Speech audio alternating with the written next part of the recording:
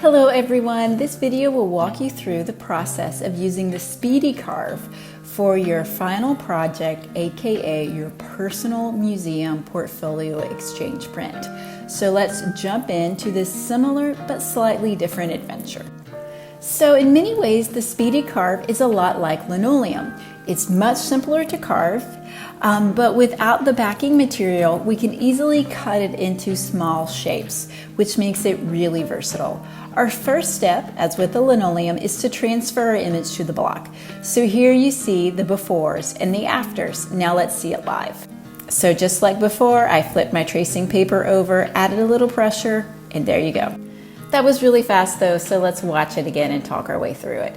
I drew on the tracing paper with a 4B graphite pencil. It's nice and soft, and that's what allows it to transfer really easily. I tape it in place so it doesn't shift while I'm working, and just add pressure, either with a folding bone or going over it with a ballpoint pen. Either one is absolutely fine. So as you can see from my piece of Speedy Carve, you can actually get several blocks from one piece. Just make sure you plan adequately and add space in between if you're planning and doing them all at once. Again, once I transferred my image using the tracing paper to reverse it, I went over it with the Sharpie so it's much more permanent. So in this little segment, you can see me doing actually that. Remember, with all relief printmaking, we're thinking about different ways to make value and texture. In my little African violet, I used white line for the leaves and then switched to black line to get the more subtle texture and detail towards the center of each bloom. Think of all those ideas that we've been working on as you're working through each of your little blocks. And just so you can see, here's the finished image, drawn over with Sharpie, with those values in place, and now I'm ready to jump in and start carving. So you might be thinking, but Professor Prince, Jennifer, we jumped right in and we didn't stain the Speedy Carve like we did the linoleum. That's one of the big differences. The Speedy Carve is technically a rubbery plastic material, so there's not a great way to stain it. But rest assured, as we're carving, which, you can see me carving here in between images of the top of my head, you can still see what you're doing as you're carving. Let's look at the next slide. So as you watch me carve here from the side, you can see that you can tell the difference between what has been carved away and what is not. So that is where this process is really just like the linoleum. It's a little easier to carve, there's no grain to it, and we're carving away everything we want to remain white. Okay, let's slow things down a little bit and look a little bit more closely so I can talk about one of the main differences between carving the rubber Speedy Carve material and linoleum. If you watch very carefully, you'll see here as I am carving that sometimes at the end of my stroke, the cutaway material doesn't want to come off. So I actually sort of have to pull and yank at it to get it to go away.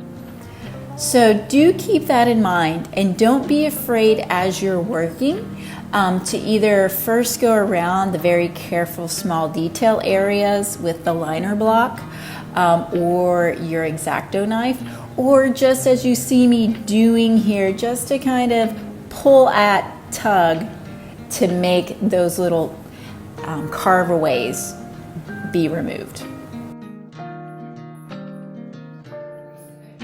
And now for a really awesome trick. Sometimes when I've been carving and I want to see exactly what is on my block, I'll grab a thick fat marker and rub over it just really lightly so I can see what's there, what's remaining, what will print, and what will not.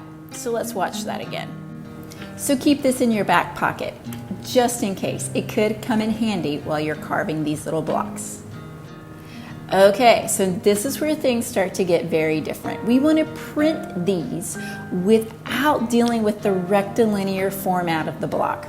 So we need to grab a larger gouge and actually cut sort of a moat around the image. I've done this in 2 rows So that way I have a little bit of space. I want like 1/4 to 1/2 inch between the edge of the image and where I will cut the block away.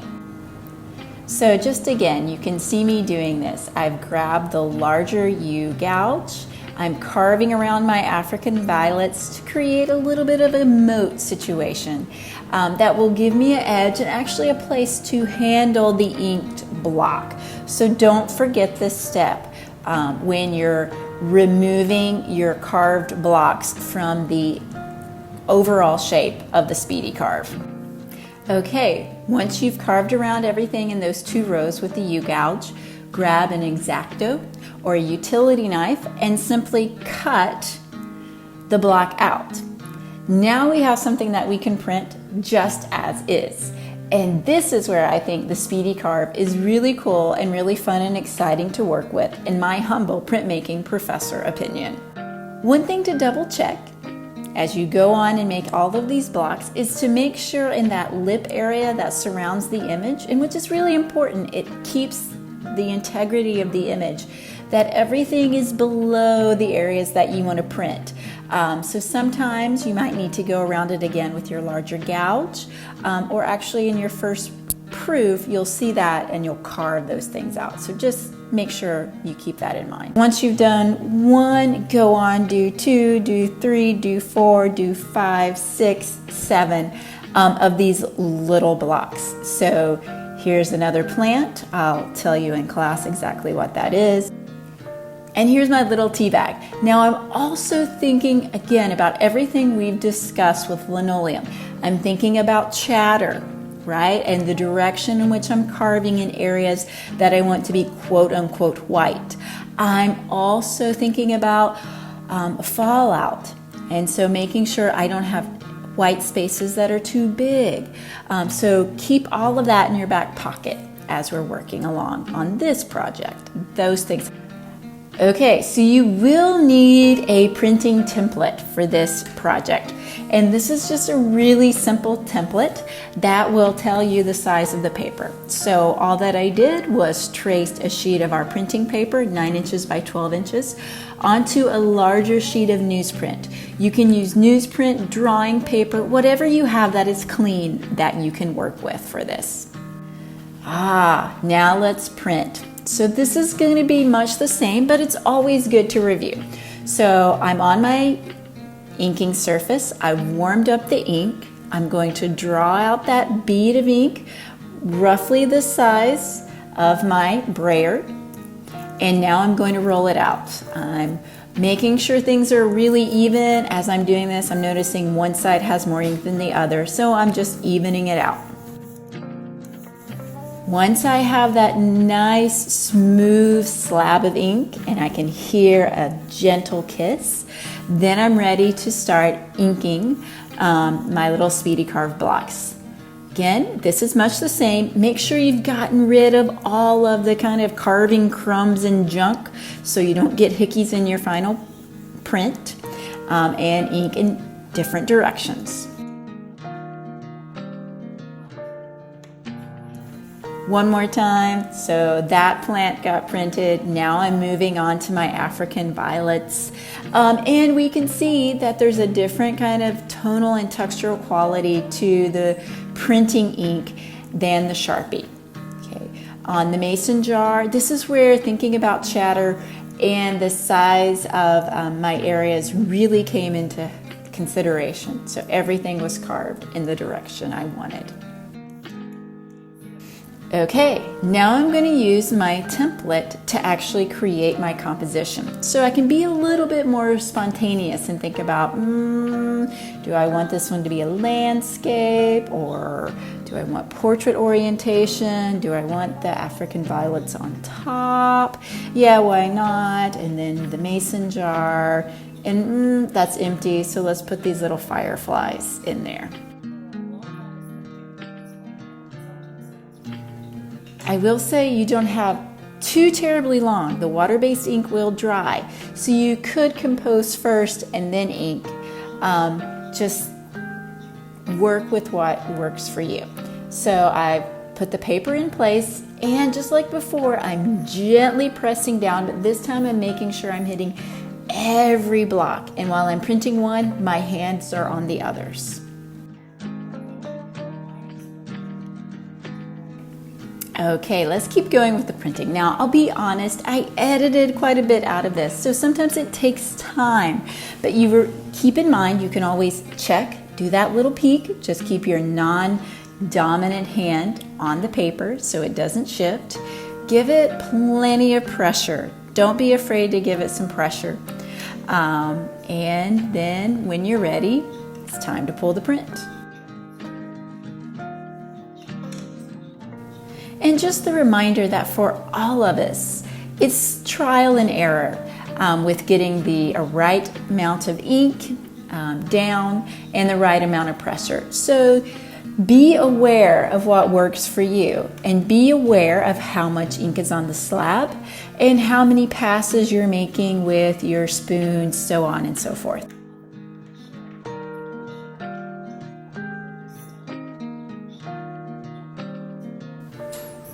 Okay, so let's go through printing this composition.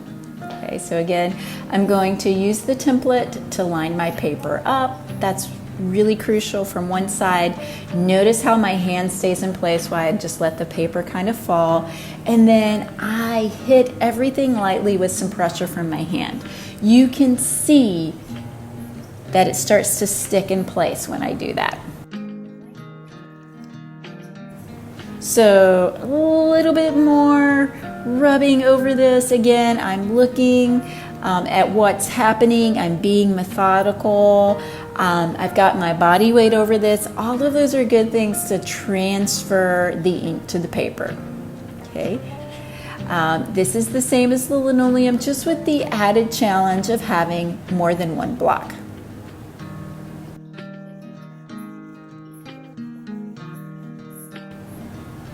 And now I think with the last little bit, a little bit more rubbing here on this mason jar, and play around with the types of spoons that you use for printing. Glass jars can work as well, but I think we're almost ready eventually here. So the reminder, this does take some time. Now I'm ready to, oh no, I'm still gonna make sure, and then I'll pull the impression. All that work with hand printing, I can eat some chocolate cake today. Now I'm ready to pull the impression. Now notice what starts to happen. Yeah, and this happens a lot with these water-based inks. The ink will want to stick to the paper, so don't worry about that. Just use a finger to kind of hold it in place and keep pulling it back. No worries, it will happen.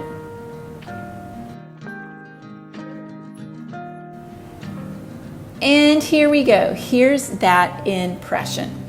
Okay. I think this one worked fairly well with these three items. Nice and black, and I actually really like that chatter on the inside of the mason jar because it suggests the glass of the mason jar. On this print, which, I should have edited this one right, got that little piece of black in the side out. This print didn't work quite as well. And remember, there's a minimum size on your blocks of 2 inches. These little fireflies are smaller than that, and it's really hard to print them. They're wanting to shift and move. So going too small will work against you.